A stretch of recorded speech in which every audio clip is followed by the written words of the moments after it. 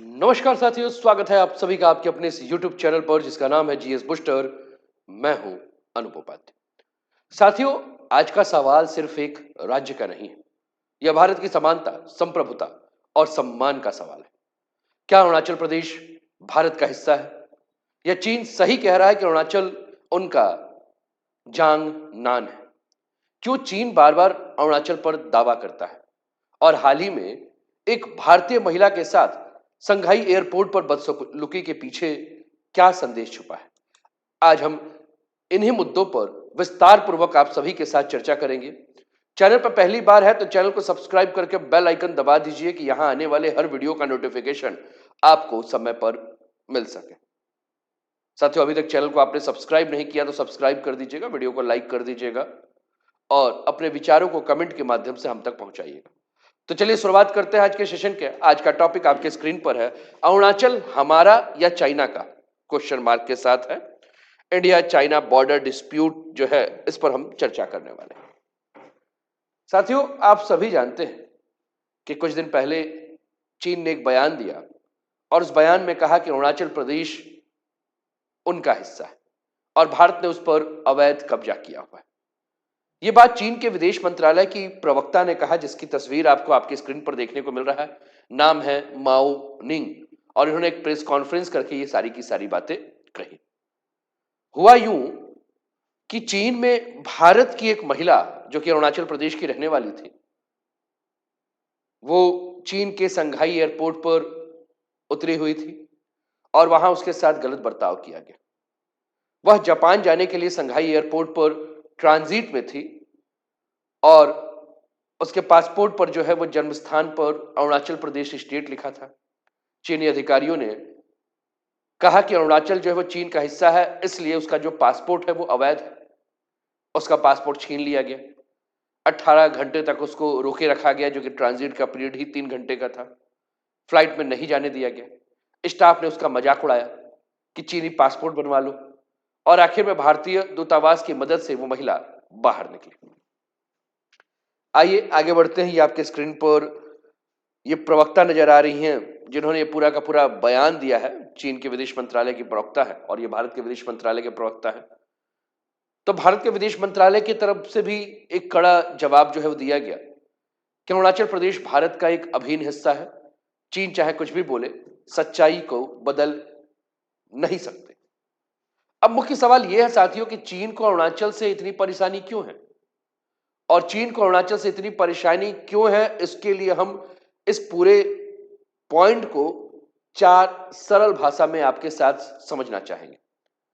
सबसे पहला अगर हम बात करें तो साथियों, अरुणाचल प्रदेश जो है वो पूर्वोत्तर भारत का एक बहुत ही अभिन्न राज्य है।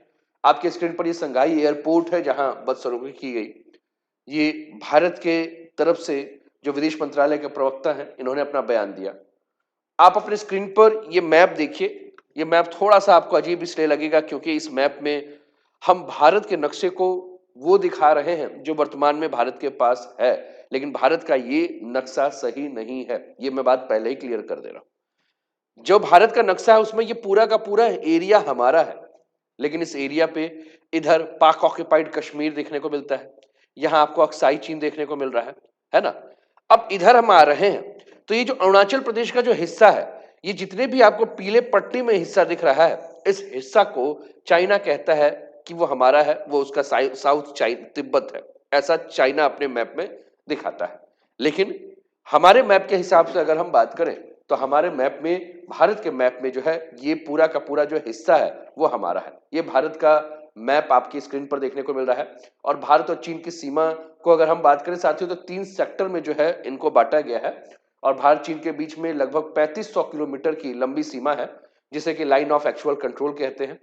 अब ये जो हिस्सा आपको देखने को यहां मिल रहा है, ये पाकिस्तान ने हिस्सा चीन को दे दिया है। ये जो हिस्सा है वो आपका सियाचिन ग्लेशियर का हिस्सा है। ये पश्चिम सेक्टर है एलएसी का। अक्साई चीन का हिस्सा है जिस पर चीन ने कब्जा कर लिया 1962। ये जो हिस्सा आपको देखने को मिल रहा है, जिसमें हम उत्तराखंड का क्षेत्र देख लें, हिमाचल का क्षेत्र देख लें, ये मध्य सेक्टर का हिस्सा है। इधर अगर हम बात करें तो यहाँ डोकलाम से लेकर ये तवांग अरुणाचल प्रदेश का ये पूर्वी सेक्टर का हिस्सा है एलएसी का। लगभग 3500 किलोमीटर का ये पूरा का पूरा हिस्सा है। अब ये जो सीमाएं हैं वो 3 सेक्टर में बटी हुई हैं, जिसके बारे में हमने बात किया। पहला पश्चिमी सेक्टर यानी जम्मू कश्मीर, जो कि 1597 किलोमीटर लंबा है। मध्य 545 किलोमीटर लंबा, जो हिमाचल प्रदेश और उत्तराखंड में है। और तीसरा हमने बात किया 1346 सिक्किम अरुणाचल। ठीक, चलिए अब अरुणाचल प्रदेश के बारे में अगर हम बात करें साथियों, तो अरुणाचल प्रदेश भारत का सबसे बड़ा उत्तर पूर्वी राज्य है। और इसकी सीमा अगर हम बात करें तो चाइना से, आपने मैप में देखा है कि किस प्रकार से चाइना से ये लगा हुआ है। लेकिन चाइना के अलावा अगर हम बात करें साथियों, तो आपको ये भूटान भी देखने को मिल रहा है और इधर के क्षेत्र में आपको म्यांमार भी देखने को मिल रहा है। और यहां से आर्मी को आसानी से जो है वो मूव किया जा सकता है, यानी सुरक्षा और सेना दोनों के लिए यह स्थान जो है बहुत ही ज्यादा अहम। अब एक नाम आप ध्यान रखिएगा जिसको कि हम कहें, आपके स्क्रीन पर साथियों ये तवांग देखने को मिल रहा है। तवांग के बारे में अगर हम बात करें तो तवांग जो है वो बौद्ध धर्म का बहुत बड़ा मठ है। ठीक, और यह जगह जो है वो दलाई लामा की परंपरा से जुड़ा हुआ है। और चीन दलाई लामा को लेकर काफी ज्यादा संवेदनशील रहता है, इसलिए चीन चाहता है कि तवांग उसके नियंत्रण में आ जाए।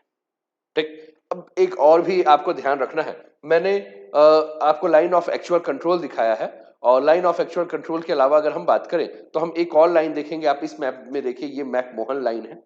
ठीक, और इस मैकमोहन लाइन को लेकर ही चाइना और इंडिया में ऐतिहासिक विवाद जो है वो हमें देखने को मिलता है। 1914 में मैकमोहन लाइन के जरिए जो है वो सीमा तय हुई थी। भारत इसी मैकमोहन लाइन को मानता है। चीन कहता है कि हम इस मैकमोहन लाइन को नहीं मानते हैं, क्योंकि ये जो रेखा है इसके दक्षिण का जो क्षेत्र ये देखने को मिल रहा है वो साउथ चाइना का हिस्सा है। यानी कि नक्शा और इतिहास दोनों को लेकर भारत और चीन के बीच में लड़ाई चल रही है। अब चीन क्या करता है, इसमें एक राजनीतिक खेल खेलता है। वो क्या करता है, कभी नक्शा बदल देता है और कभी अरुणाचल प्रदेश में जो भी स्थान है उनके नामों को चाइना में जो है, चीनी भाषा में जो है वो जारी करता है। जैसे कि आपके स्क्रीन पर ये देखिए, तवांग के क्षेत्र में अगर हम बात करें तो 5 जिलों की 27 जगहों के नाम जो है वो चीन ने बदल दिए थे। ये आपके स्क्रीन पर देखने को मिल रहा है। अपर सियांग में ये 19 क्षेत्रों के नाम जो है वो चीन ने बदल दिए थे। अंजा में ये क्षेत्र के नाम, वेस्ट कॉम और सी योमी में ये क्षेत्र के नाम, जो एक ही जिले हैं आपके अरुणाचल प्रदेश में। तो चीन इस प्रकार से जो है वो काम करता रहता है, कभी नक्शा बदल देगा, कभी स्थान का नाम जो है वो चीनी भाषा में जारी कर देगा, और कभी कोई उटपटांग बयान देकर माहौल को गर्म कर देता है। क्योंकि अंतर्राष्ट्रीय स्तर पर बार बार बोलने से ये कहा जाता है कि जब आप बार बार किसी बात को बोलोगे तो आपका दावा जो है वो क्या हो जाएगा, मजबूत हो जाएगा। अब हमें यह भी समझना है कि ये जो हाल फिलहाल में भारत की जिस महिला के साथ संघाई एयरपोर्ट के ऊपर जो बदसलूकी की गई है, ये केवल एक केस नहीं है साथी, ये सिर्फ एक महिला का केस नहीं है, ये चीन की राजनीतिक दबाव बनाने का एक तरीका है। और अरुणाचल को लेकर भारत चीन तनाव को जो है वो फिर से बढ़ाने का काम है। जैसा कि मैंने कहा कि चीन ने इसके पहले 8 से 10 साल में कई बार जो है वो नाम बदल दिया। ठीक है, नक्शे और कागजों में झूठ फैलाकर दावे को मजबूत करने का प्रयास किया है। तो अब भारत का हमेशा जवाब एक ही रहता है कि देखिए भैया, नाम बदलने से भूगोल नहीं बदलता है। चीन कभी भी बिना कारण बताए जो है ऐसी बातें नहीं करता है। वो बयान, नाम बदलना, विवाद खड़ा करना, ये सब जो भी है वो समय देखकर करता है। ठीक, यानी कि चीन देखेगा कि कब उसे ये काम करना है, कब इसे मीडिया जो है उठा सकते हैं। ठीक, चीन ये काम कब कब करता है साथियों, चीन ये काम तभी करता है जब भारत अंतर्राष्ट्रीय मंच पर उसको मजबूत देखने को मिलेगा। जैसा हाल फिलहाल में अभी हमने देखा, G20 की मीटिंग हुई साउथ अफ्रीका में, मोदी को हमने देखा G20 की मीटिंग में। G20 की मीटिंग की सफलता हुई, चीन जो है कुछ विवाद दे देगा। जब भारत कोई बड़ा डिफेंस डील करेगा, चीन कुछ विवाद वाली बात कर देगा। भारत इंडो पैसिफिक क्षेत्र में जब कोई काम करेगा जिसमें भारत की अहम भूमिका है, आप जानते हैं इंडो पैसिफिक में अगर हम देखें तो क्वाड की भी बात हम करते हैं, चीन कुछ ना कुछ उटपटांग देगा। यानी कि चीन चाहता है कि दुनिया के सामने भारत की छवि जो है वो हमेशा कमजोर दिखे।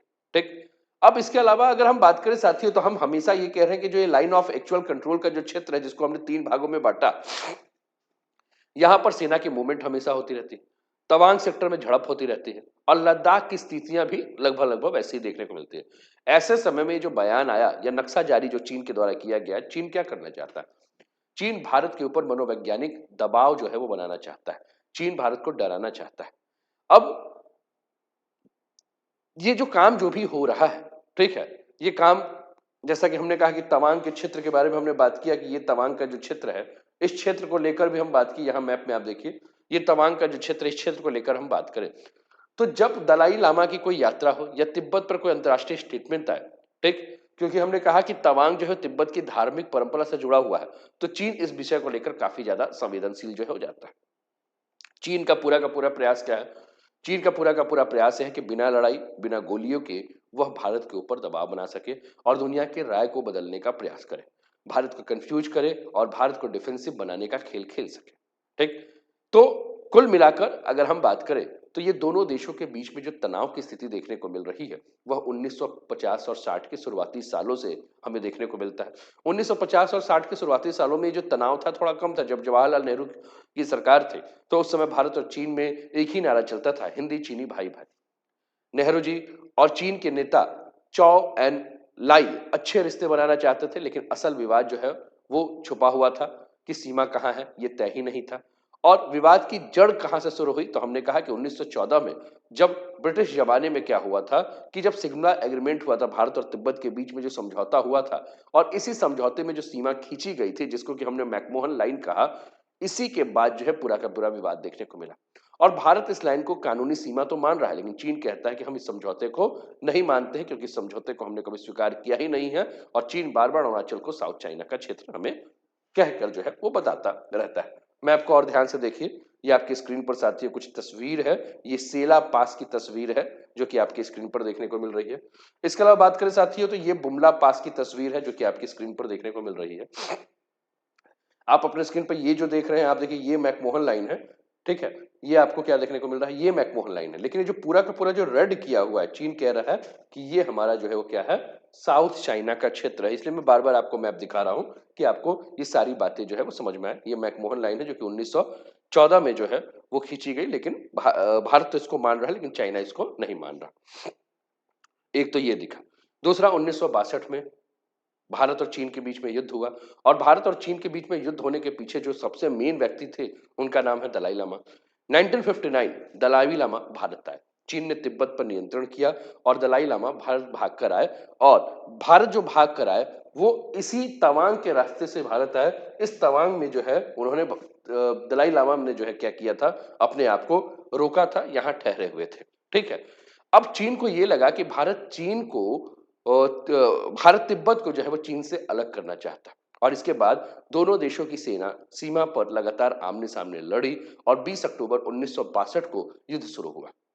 यह युद्ध लगभग 1 महीने तक चला और चीन ने अक्साई चाइना जो लद्दाख का हिस्सा है, जिसको मैंने सबसे पहले आपको आपकी स्क्रीन पर मैप पर दिखाया था, उस हिस्से को फिर से हम देखते हैं। ठीक, तो चाइना ने क्या किया, ये जो क्षेत्र आपको देखने को मिल रहा है, इस क्षेत्र के ऊपर चाइना ने जो है वो क्या कर लिया, कब्जा कर लिया। ठीक, अब क्या कह रहा है? अब ये कह रहा है कि अरुणाचल जो है वो हमारा है और फिलहाल अभी हम पीछे हट रहे हैं, लेकिन जमीन की लड़ाई जो है वो अभी खत्म नहीं हुई है। अभी भी चीन और भारत के दिमाग में युद्ध जो है वो चल रहा है। तवांग के अगर हम बारे में बात करें तो तवांग इतना ज्यादा संवेदनशील क्यों है चाइना के लिए? साथियों, तवांग जो है वो दुनिया में सबसे बड़ा बौद्ध मठ है, दलाई लामा की परंपरा से जुड़ा हुआ है, जो कि तिब्बती पहचान का प्रतीक है। चीन को लगता है कि तवांग भारत के पास रहा तो तिब्बत कभी भी पूरी तरह से चीन का नहीं होगा। तवांग से चीन और भारत दोनों की सेना तेजी से आगे बढ़ सकती है। पहाड़ी इलाका, लेकिन सड़क और हवाई मार्ग जो है वो काफी ज्यादा यहाँ मजबूत हमें देखने को मिलता है। और इस बात को लेकर चीन का डर है कि भारत सैन्य रूप से जो है वो यहाँ मजबूत होगा।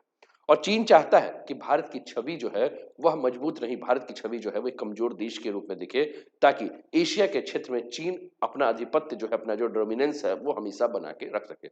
इसलिए वो कभी नाम बदलता है, कभी बयान देता है, कभी झड़प करता है और कभी कुछ ना कुछ करता रहता है।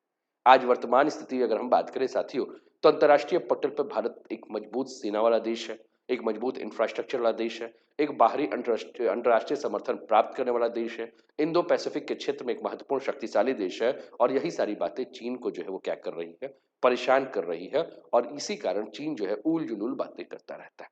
तो साथियों, ये बिल्कुल ही साफ है कि चीन चाहे जितनी बार भी कहे कि अरुणाचल उसका है, सच्चाई यह है कि अरुणाचल भारत का था और हमेशा भारत का ही रहेगा।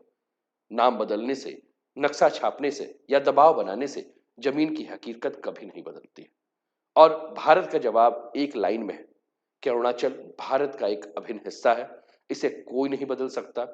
वेम वांगजॉम के साथ बदसलूकी सिर्फ एक घटना नहीं है, यह उन मानसिक दबाव को याद दिलाती है जो चीन लगातार बनाने की कोशिश करता है। लेकिन याद रखिए साथियों, आज का भारत चुप नहीं रहता। जवाब देता है। और उम्मीद है कि आपको आज की वीडियो जो है वो पसंद आई होगी। कैसा लगा आज का सेशन? कमेंट के माध्यम से हमको अवश्य बताइए और अभी तक आपने चैनल को सब्सक्राइब नहीं किया तो सब्सक्राइब कर दीजिए। ये तवांग मॉनेस्ट्री है जो कि आपकी स्क्रीन पर दिख रहा है और हमने कहा कि यह बौद्ध मठ है जो कि तिब्बत प्रणाली से, तिब्बत जो है विचारों से जुड़ा हुआ है। चलिए और भी बढ़ते हैं, कुछ और इमेजेस में आपको दिखाते हुए इस वीडियो को जो है वो कंक्लूड करता हूं। आप अपनी स्क्रीन पर ये देख रहे हैं, ये वेस्ट कमांग है, ये तवांग का क्षेत्र है जिसको कि चाइना अपने यहाँ चाहता है। तो उम्मीद करता हूं कि समझ में आया होगा। वीडियो को लाइक कर दीजिए, अपने कमेंट जो है, अपने विचार को जो है वो हम तक भेजिए, शेयर कर दीजिए और अभी तक सब्सक्राइब नहीं किया तो सब्सक्राइब कर दीजिए। अपना ध्यान रखिए, स्वस्थ रहिए, मस्त रहिए, तंदुरुस्त रहिए, हंसते खेलते मुस्कुराते हुए जीवन का आनंद लीजिए। जय हिंद, जय भारत।